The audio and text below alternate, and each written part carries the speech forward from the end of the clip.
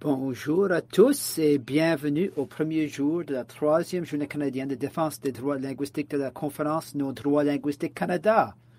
Je m'appelle Patricia Ribeiro et je serai votre hôte pour aujourd'hui et demain. Pour accéder à l'interprétation en français, cliquez sur le widget qui dit Interprify, sélectionnez la langue audio de votre choix dans la liste des options disponibles. Le paramètre par défaut aucun vous permet d'entendre l'audio principal. Pour accéder aux sous-titres, cliquez sur l'icône qui ressemble à un œil pour sélectionner la langue des sous-titres, puis sélectionnez votre langue préférée pour les sous-titres dans la liste des options disponibles. Le paramètre par défaut None, aucun, indique que les sous-titres ne sont pas affichés. Nous remercions chaleureusement les héros méconnus de nombreuses conférences. Les personnes qui contribuent à l'accessibilité sont souvent des professionnels de la langue, des interprètes et des traducteurs sans nom. Nous avons aujourd'hui avec nous 3 agences qui nous aident à promouvoir l'inclusion et l'accessibilité. Nos interprètes français de MCIS, les interprètes ASL fournis par le Toronto Sign Interpreters Language Services, TSLIS, et les interprètes de la langue des signes québécois, LSQ, fournis par une autre grande agence d'interprétation, Interprétation signes et paroles ISEP de Gatineau. La conférence Nos droits linguistiques au Canada, organisée par la Coalition pour l'accès linguistique du Canada et parrainée par MCIS Language Solutions, se veut un lieu de rassemblement pour les défenseurs des droits linguistiques et les intervenants. Individus, institutions et organisations, à but lucratif, sans but lucratif, les ONG, les universitaires et divers paliers de gouvernement, qui se passionnent pour les langues officielles, autochtones et non officielles parlées au Canada. La conférence offre également des occasions de se rencontrer, de partager, d'apprendre et de collaborer à des projets qui favorisent la défense des droits linguistiques et la justice linguistique dans tout le Canada. Le thème de cette année, langue, éducation, histoire non racontée, souligne le rôle important que joue l'éducation linguistique et les histoires dans la préservation de la culture et de l'histoire, ainsi que dans la promotion des sentiments d'appartenance et d'un lien humain plus profond. En tant que médiateur essentiel de l'accès aux services essentiels, à l'information critique et à la participation civique, les langues font également l'objet d'histoires personnelles souvent négligées, voire ignorées, qui sont mieux racontées par ceux qui sont confrontés aux barrières linguistiques, les individus, les organisations et les professionnels de la langue qui les soutiennent. Afin de souligner la contribution des membres de la coalition qui soutiennent les efforts de la conférence depuis le début de 2020, nous sommes ravis de présenter cette année une toute nouvelle rubrique intitulée Accès équitable aux langues, qui permet d'en savoir plus sur les organisations de l'industrie de la langue, qu'elles soient à but lucratif ou non, qui sont engagées dans leurs objectifs sociaux, la création de valeurs sociales et de capital social. Une initiative qui a commencé avec un petit groupe d'enthousiastes en Ontario, propageant le plaidoyer et le changement de politique en rencontrant les députés provinciaux pour discuter de l'accessibilité linguistique dans la province année après année. Celle-ci a atteint de nouveaux partisans et défenseurs de la langue dans d'autres provinces du Canada, y compris l'Alberta et le Nouveau-Brunswick. Cette année, nous présenterons des voix de plusieurs provinces qui mettront en lumière les histoires inédites de nos nombreuses langues parlées sur une terre commune. Avant de commencer, j'aimerais vous présenter Lata Sukumar, directrice exécutive du commentaire d'aujourd'hui, MCIS Language Solutions, afin qu'elle nous dise quelques mots. Bonjour tout le monde. Bon après-midi. Comment ça va? Je suis vraiment ravi. Les MCIS Language Solutions est une entreprise sociale sans but lucratif à Toronto. En tant que communauté principale de la conférence 23, langue, éducation et les histoires non racontées, ça me fait un grand plaisir de vous accueillir aux 2 journées d'action, aujourd'hui et demain, entre midi et 16 heures, à l'heure de l'Est. J'ai grandi en écoutant les histoires de ma mère en tamil. Nous avons élevé notre fille ainsi. Nous adorons de nous raconter des histoires au sujet de nos héros culturels, les mythes et le folklore. au sujet de rendre possible l'impossible possible par l'entremise de pensées magiques. Ces histoires ont capté notre imaginaire, mais ces histoires également nous rassemblent avec un sentiment de fierté communautaire. Comme une personne qui parle tamil de l'Inde, je suis ravi de contribuer à la préservation de mon riche patrimoine et de ma riche culture. Et je suis sûr que vous êtes tous motivés semblablement pour s'assurer qu'aucune langue n'est laissée pour compte. Alors, explorons ensemble comment nous pouvons assurer au mieux le thème de cette année afin qu'on puisse préserver notre diversité en favorisant des connexions humaines profondes. Merci et je vous souhaite tous 2 jours de discussion très stimulantes et de belles découvertes. Et un grand merci à tous les organisateurs qui ont œuvré tellement fort tout au cours de l'année pour nous amener un tel événement à un moment où nous en avons besoin le plus. Merci. Merci Lata et merci à MCIS de parrainer cet événement. Je suis très heureuse de vous présenter notre conférencière principale aujourd'hui, Ayu Peter. Ayu est une avocate, une activiste et une artiste inuit. Tout le monde, s'il vous plaît, joignez-vous à moi pour accueillir Ayu pour son discours sur la reconnexion avec sa langue et sa culture.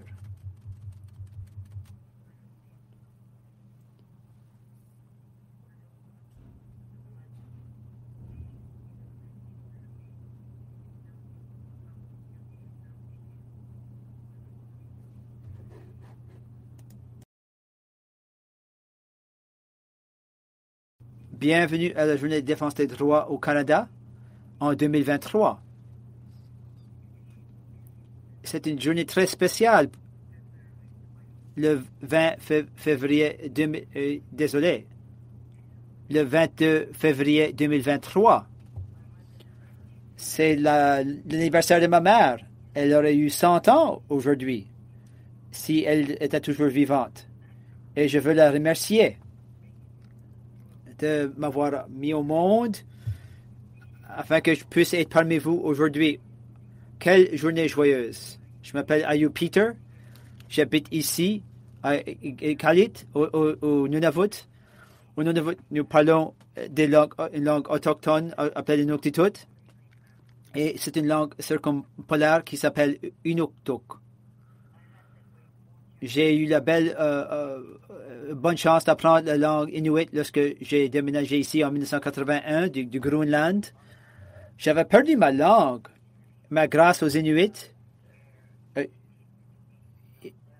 ils m'ont transmis leur langue.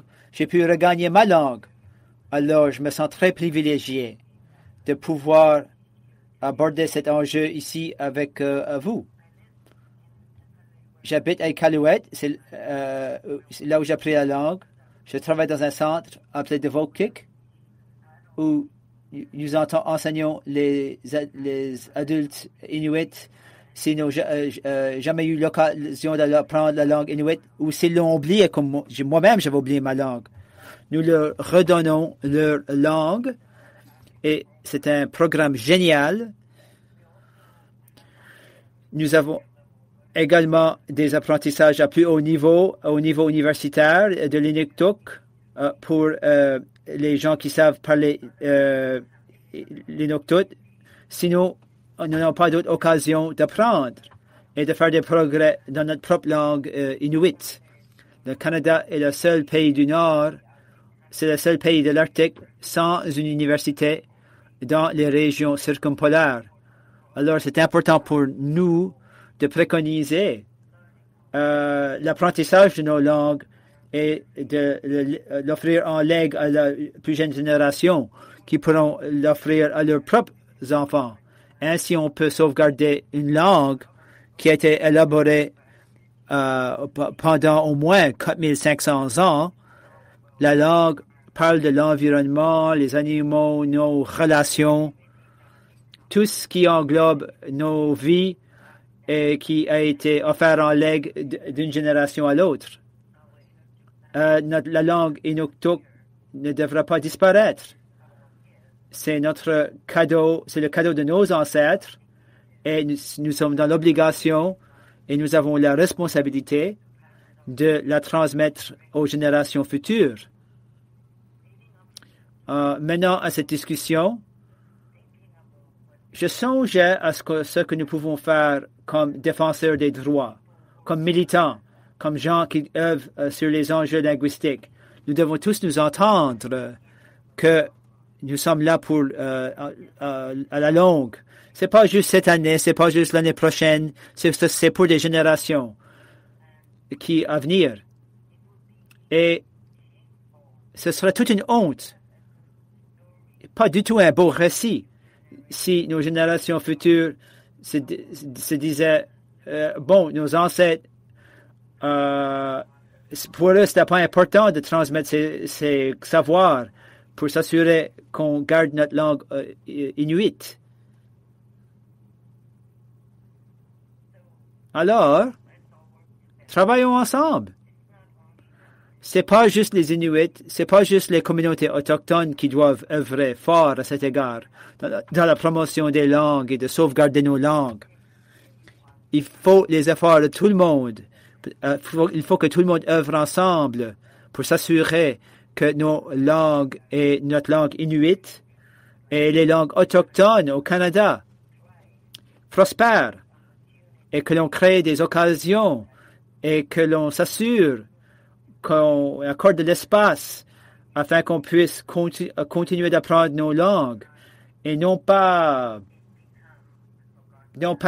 faire que ce soit une chose oubliée.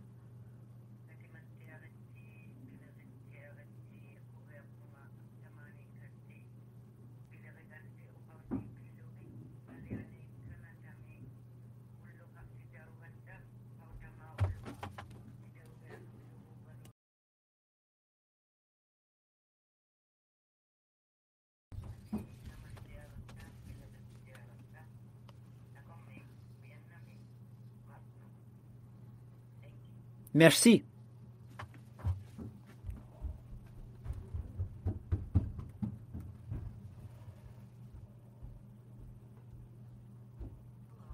Bonjour, je m'appelle Margaret Atwood et c'est mon grand plaisir de vous présenter Ayu Peters lors de son allocution lors de cette conférence. Vous êtes chanceux d'avoir Ayu. C'est un individu unique et je vais vous dire raconter une histoire à son égard que j'ai entendu d'autres voyageurs qui ont été à l'Arctique avec elle plutôt. Ils étaient tous sur la plage et un ours polaire qui sont venus et ils sont rentrés rapidement de leur Zodiac. Ils sont rentrés à l'eau, mais Ayu est restée sur la côte. Elle a marché vers l'ours. Elle a chanté à l'ours. Je ne sais pas si c'était un ours charmé ou confus, mais elle est partie ailleurs. Voilà, c'est ça, Ayu. Elle est plutôt féroce.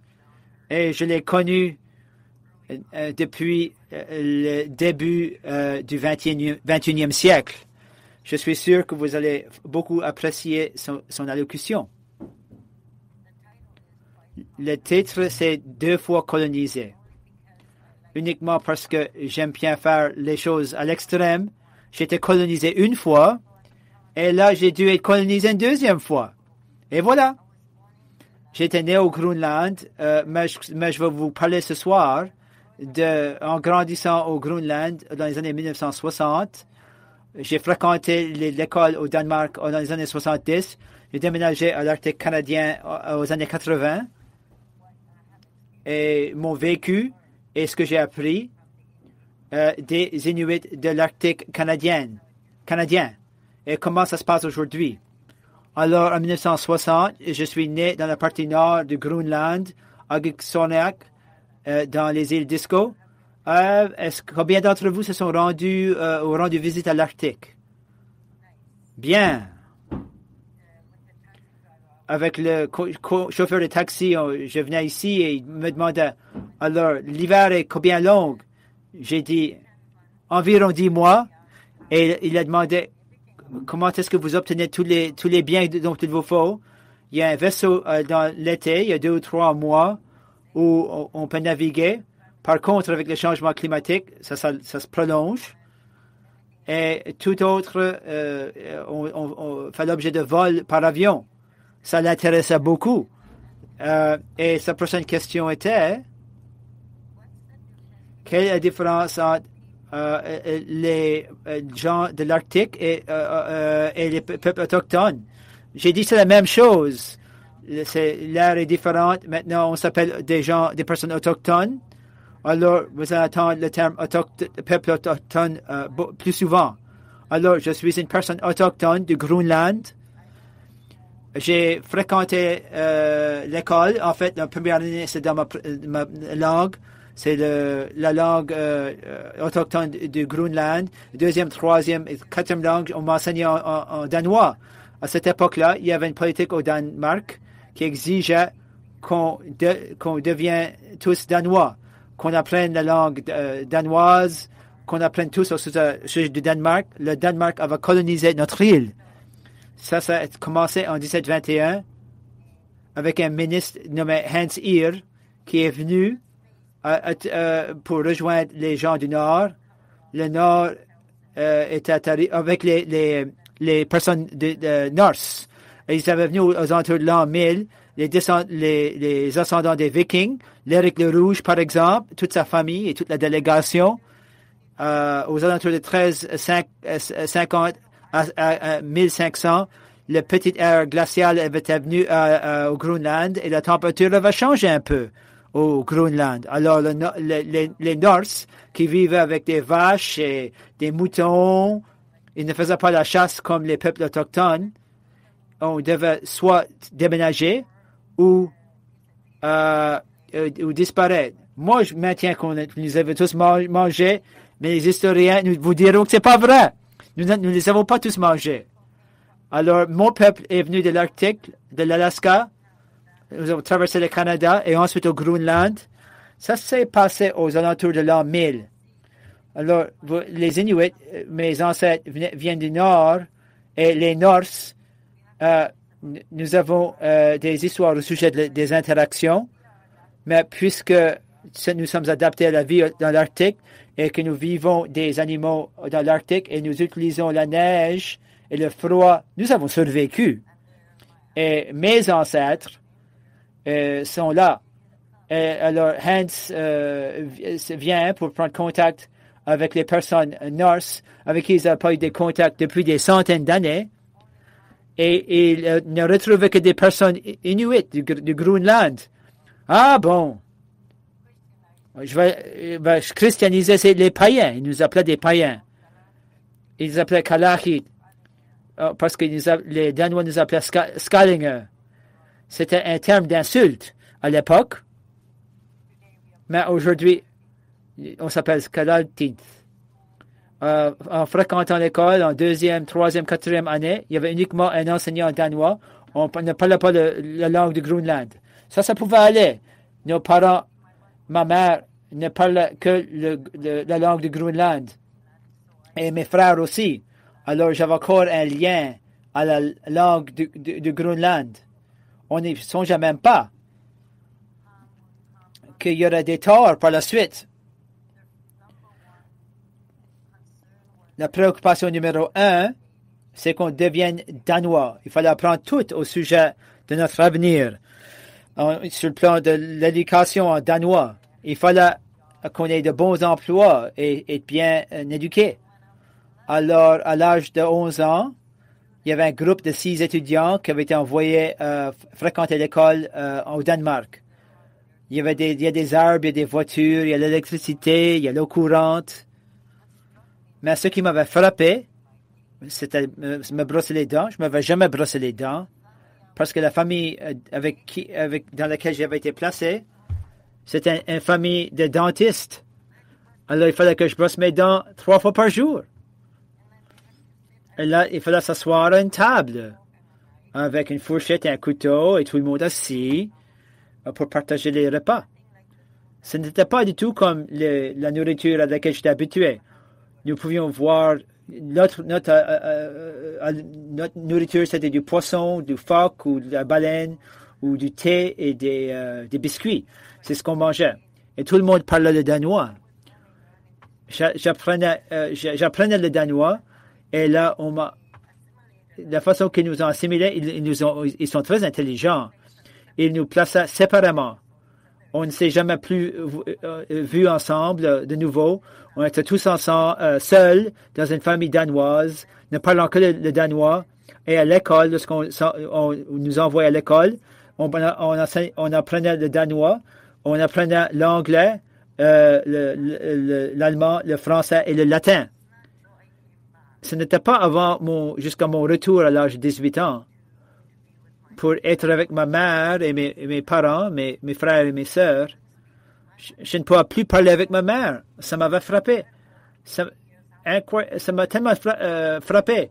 Jusqu'à ce moment-là, jusqu'à récemment, moi, je m'avais blâmé moi-même de ne pas pouvoir parler avec ma mère. Et là, j'ai réalisé ceci. Et pourquoi il n'y a personne qui m'a enseigné la langue du Groenland? On m'a rien enseigné au sujet de ma propre culture. Avec le recul, cela aurait été, c'est ce qu'on aurait dû faire. Il n'y aura pas des milliers et milliers d'Inuits et davantage d'Inuits du côté canadien, des personnes autochtones qui ne peuvent pas transmettre leur propre langue et leur propre culture. Alors, j'ai apprécié le fait qu'ils apprennent une nouvelle culture, une nouvelle façon de faire. J'ai appris tellement de choses. Mais j'aurais bien apprécié apprendre ma propre langue aussi, afin que je ne sois pas une étrangère dans mon propre foyer lorsque je suis retourné au foyer. Alors, au début des années 80, lorsque je suis revenu chez moi, après avoir fréquenté les bancs d'école au Danemark et avoir obtenu mon diplôme, je me suis rendu compte et mes parents avaient déménagé ailleurs. Depuis que j'étais tout petit, on déménageait. Mon père était un enseignant, pas forcément un ministre, un doyen. On devait déménager tous les quelques années à différents endroits au Danemark. À l'époque où on m'avait envoyé à l'école au Danemark, la politique, c'était qu'on pouvait rester uniquement 3 mois dans une place. Et là, un nouvel environnement, une nouvelle école. Et là, on était déménagé ailleurs. Le financement via le ministère du Groenland. À un certain endroit, je restais pendant 3 ans. Mais c'était toujours de nouvelles écoles, un nouvel environnement et de nouvelles expériences. Je ne sais pas. Ce qui ne vous tue pas va vous rendre plus forte, ou plus confuse plutôt, je dirais. Il y a tellement d'excuses possibles pour le genre de comportement que je démontre parfois, mais aujourd'hui, j'apprécie tous les apprentissages que j'ai reçus dans les nombreux environnements et les différentes circonstances. C'est une belle compétence que j'ai pu obtenir. Là, je suis revenu au Groenland et un an plus tard, en 1979, les personnes de l'Alaska avaient formé un groupe, une organisation, le Conseil circumpolaire Inuit, et la première réunion est en 1979. Ça m'a étonné. Ayant fréquenté l'école au Danemark, je n'avais pas entendu des récits au sujet de mes propres antécédents, de mon propre peuple, même qu'il y avait d'autres Inuits qui vivaient dans l'Arctique. Ça m'avait tellement étonné de voir d'autres Inuits qui n'étaient pas du Groenland, mais qui étaient canadiens ou de l'Alaska. À l'époque, il ne permettait pas les Inuits de la Russie de rejoindre le Conseil lors des rassemblements. Mais j'ai pris le premier eunuque et les gens se moquent de ceci, mais j'ai pris ce gars-là et je l'ai déménagé au Canada en 1981. J'étais vraiment impressionné qu'il y avait des Inuits qui formaient le même peuple, dont l'histoire, au cours des plusieurs centaines d'années, nous étions des descendants des mêmes personnes depuis 500 ans, nous avions la même langue, et j'ai déménagé à l'Arctique canadien. Ça m'a sauvé. Au Groenland, lorsque je suis revenu, en 1978 à l'âge de 18 ans. J'ai été, on m'a insulté du fait que j'ai pas pu parler ma propre langue. On m'appelait un biscuit brun à l'extérieur et blanc à l'intérieur. Ça m'avait beaucoup fâché, ça m'avait blessé. Mais j'ai pris cette colère-là et lorsque j'ai déménagé à l'Arctique canadien, j'ai tout avalé en matière de langue inuit, en matière de coutumes inuit aussi. La différence était, j'étais permis d'être différent. On m'a permis de ne pas connaître la langue inuit, qui s'appelle le Nuktitut, du côté canadien. Alors, chaque mot que j'ai appris, les gens me félicitaient. Ils étaient tellement heureux que je me remettais à réapprendre la langue et la culture. C'était un lieu sûr, là où je pouvais apprendre. Les gens accueillent favorablement le fait que j'apprenais, mais plutôt au Groenland, puisque je venais du Groenland, je devais avoir honte de ne pas pouvoir parler ma propre langue, qui ne m'avait jamais été enseignée parmi toutes les langues que j'apprenais en Europe. Et puisque ce n'était pas mon choix de perdre ma langue, ce n'était pas mon choix de perdre ma culture. Lorsque j'ai déménagé à l'Arctique canadien, j'ai beaucoup protégé le droit de chasse et de la langue des Inuits aussi, et de la transmettre à la plus jeune génération. Alors, 4 ans après que j'avais déménagé à l'Arctique canadien, par contre, j'ai déménagé avec celui-là qui deviendra mon mari, et on a déménagé avec ses parents. Ils étaient unilingues. Ils ne parlaient pas anglais. Alors, il a fallu que j'apprends. 4 ans plus tard, j'étais là avec ma belle-mère, en train d'interpréter avec elle, et je disais, comment est-ce que ça se passe? C'est comme un truc de Star Trek. Et je me retrouvais en train de parler sa langue interprétée pour elle et organiser un abri pour les femmes et une banque alimentaire afin que les gens puissent obtenir de la nourriture. Par la suite, c'était question de collecter, apprendre la langue inuit, les pratiques inuit, et j'ai dû aussi apprendre l'anglais, mais mon intérêt principal était parce que j'avais perdu ma propre langue, ma propre culture. Je collectais tant d'histoires des aînés. Quelles étaient les lois traditionnelles, les formes d'interaction, les relations avec les animaux. Lorsque j'apprenais la culture inuite, nous avions les aînés qui pratiquaient leurs chansons traditionnelles. Par exemple, j'étais à Ugalik pour le retour du soleil. Il y avait un festival, un retour le 13 janvier pendant quelques minutes à l'horizon. Comme un orbe, nous célébrons une chanson traditionnelle.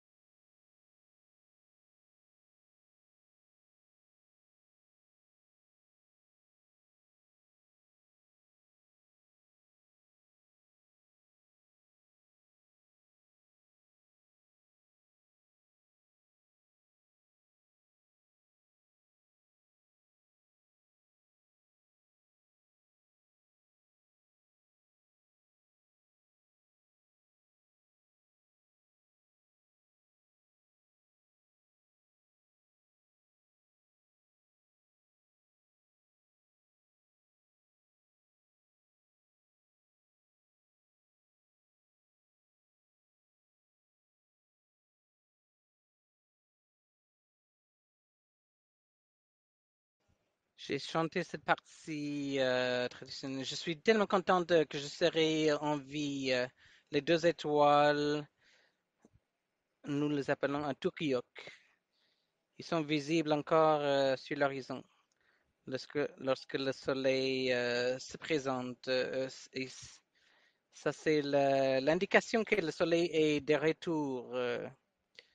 Et le 13 janvier, la Lune ne se pose pas, ça reste dans le ciel pendant 24 heures et le Soleil revient pendant quelques instants. Et ce que les enfants feront, ils vont voir l'horizon et c'est comme si le Soleil était sur leur pouce. Et ce que moi j'ai appris, je serai en vie encore, donc nous allons mourir et avoir une résurrection. C'est lorsque tout meurt ici en hiver, lorsque tout s'endort, tout meurt, le printemps arrive et le soleil arrive avec une nouvelle vie, une nouvelle espérance. Et l'autre chanson dit,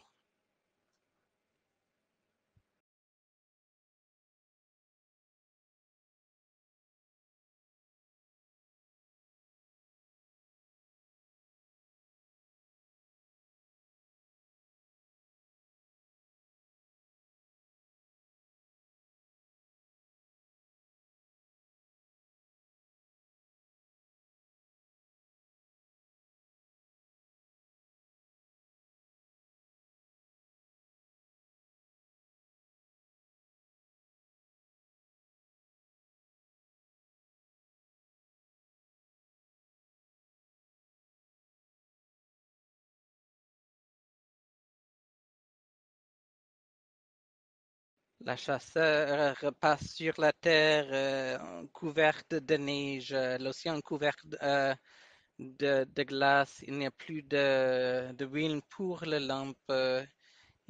C'est moins 50 degrés en dehors, il n'y a pas de lumière, pas d'aliments. Ce n'est pas possible de faire fondre la neige afin d'avoir quelque chose à manger ou de réchauffer leur habitation. C'est ce que la chanson nous dit au sujet de la survie